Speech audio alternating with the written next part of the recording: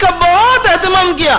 اگر کسی کو قرض ہوئی تو معاشرت کلائیں گے پاکس کی بتائی، پاکس کی کہ ایک آدمی نے قرض لیا. اب ساری لائن معاشرت کے میں نہیں بتا سکتا، لیکن مختصر کہ ایک آدمی آپ سے ₹1,00,000 قرض لے کر گیا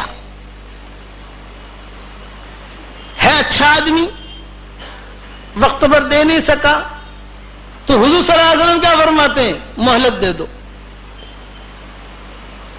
بھائی، 1 مہینہ اور مہلت دے دو. نہیں دے سکتا، اور مہلت دے دو، اور مہلت دے دو، تجھے خیر خیرت کا ثواب ملے گا.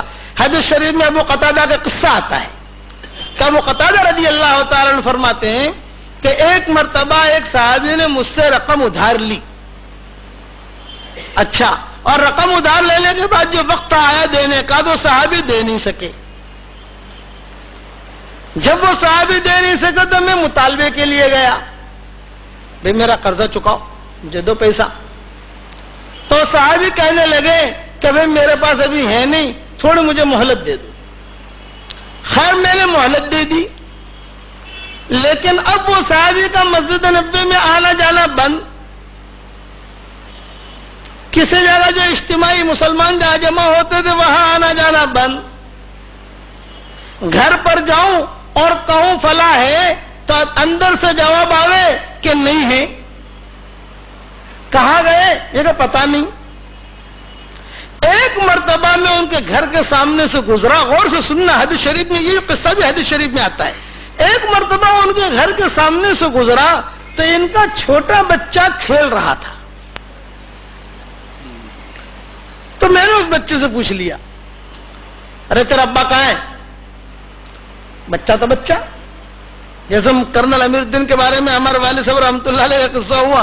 ہمارے والد صاحب رحمۃ اللہ علیہ فرماتے تھے کہ حیدرآباد میں ہم نے ملے پلے میں بیان کیا تو بہت بڑا مجمع تھا.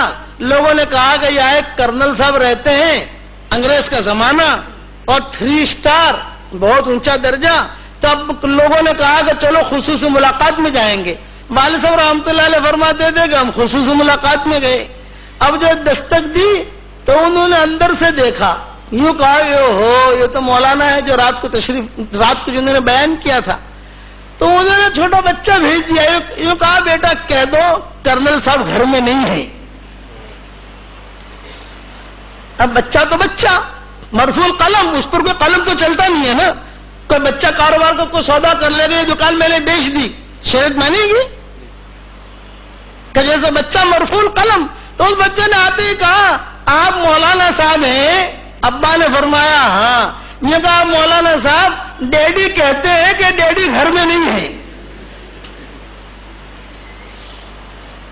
تو کرنل صاحب نے سن لیا، وہ آئے گھبراتے ہوئے، مولانا صاحب معاف کیجئے گا بہت گستاخی ہوئی. والد صاحب رحمۃ اللہ علیہ نے فرمایا کرنل صاحب معاف تو کریں گے لیکن ایک شرط پر. کہ کیا؟ یہ کہا 3 دن ہمارے ساتھ نکلنا ہوگا آپ کو. مل صاحب اگر 3 دن نکلے معاف کر دو. انہوں نے کہا نہ کرنل صاحب اتنی بڑی غلطی کیسے معاف کریں گے، 3 دن نکلو ہمارے ساتھ. کرنل صاحب فرماتے ہیں کہ میں 3 دن نکلا، آج 50 سال ہو گئے، اب تک میرے 3 دن پورے نہیں ہوئے ہیں. ہزاروں آدمیوں کو اللہ نے ہدایت دے دی. تو یہ بچہ بھی ایسا. وہ ابو قتادہ نے پوچھا ابا گھر میں ہے؟ تو بچے نے کھیلتے کھیلتے کہا کہ ہاں ہے. کہ کیا کر رہے ہیں؟ کہ کھانا کھا رہے ہیں. اور ابا سن رہے ہیں، وہ صاحب سن رہے ہیں کہ میرا بیٹا یہ ابو قتادہ کے ساتھ باتیں کر رہا. تب وہ قتادہ رضی اللہ تعالیٰ عنہ وہیں کھڑے ہو گئے اور کھڑے ہو کر کہنے لگے ہمیں پتا چل گیا تم مکان میں ہو. اب وہ صحابی نادار تھے، وہ بیچارے چارپائی کے نیچے چھپ گئے اور رونے لگے.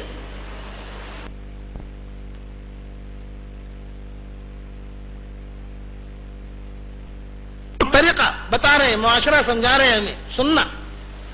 وہ چھپ گئے. تب وہ قتادہ کہنے لگے کہ اب بچے سے پھر پوچھا ارے ابا کیا کر رہے ہیں، کھانا کھا چکے کہ نہیں؟ تو بچے نے کھیلتے کھیلتے کہا کھانا تو کھا لیا لیکن چارپائی کے نیچے چھپ گئے ہیں اور رو رہے ہیں. تب وہ قتادہ نے ان کو بلوایا، کہا بھائی باہر آؤ. باہر آئے، ان کی آنکھوں میں آنسو تھے. اب وہ قتادہ نے کہا بھی کیوں رو رہے ہو، کیا بات ہے؟ انہوں نے کہا دیکھیے وہ قتادہ میں مقروض ہوں تمہارا رقم میں نے لی ہے لیکن میں نادار ہوں، مفلس ہوں، کوئی حالات میں گر گیا، رقم میں دے نہیں سکا اور میرے پاس بھی گنجائش نہیں ہے، میں اسی وجہ سے مسجد میں نہیں آتا، اسی وجہ سے دینی مجلسوں میں نہیں آتا، آپ مجھے مہلت دے دیں۔ تو ابو قتادہ کی آنکھوں میں آنسو آئے، ابو قتادہ وہیں کھڑے کھڑے ہنچکیاں مار کر رونے لگے اور ایک جملہ کہا، سن لو، میں نے بارہا حضور صلی اللہ علیہ وسلم سے سنا ہے، بارہا میں نے سنا ہے، بارہا میں نے سنا ہے، ایک مرتبہ نہیں کئی مرتبہ میں نے سنا ہے کہ کوئی اگر آدمی کسی نادار مفلس مقروض کو وقت دے دے یا اس کو معاف کر دے تو اللہ تعالیٰ اسے عرش کا سایہ نصیب کرے گا۔ میں عرش کا سایہ لینا چاہتا ہوں۔